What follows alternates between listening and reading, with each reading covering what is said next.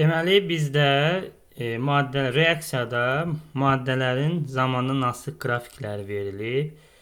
Biz bilirik ki, azalan qrafiklər solda olur. Reaksiyadan başlanğıc maddələrdir. X üstəgəl O2. Artanlar da karbon qazı və sudur qrafikdə görünür. Bunlar da alınan maddələrdir. X 5-dən 4-ə gəlib 1 mol sərf olunub. Oksigen 5-dən 0-a düşüb 5 mol sərf olunub. Su 4 mol alınıb. Su 4 mol alınıb deyirik. Su 4 mol alınıb. Karbon qazda 3 mol alınıb.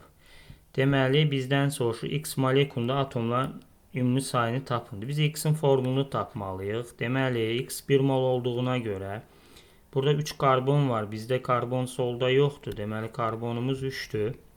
8 dənə hidrogenimiz var. Hidrogenimiz 8-dir. Gəl indi biz oksigeni də yoxlayaq. 3, 2, 6, bu da 4, 10, 5, 2, 10. Deməli, bizim formumuz C3H8-dir.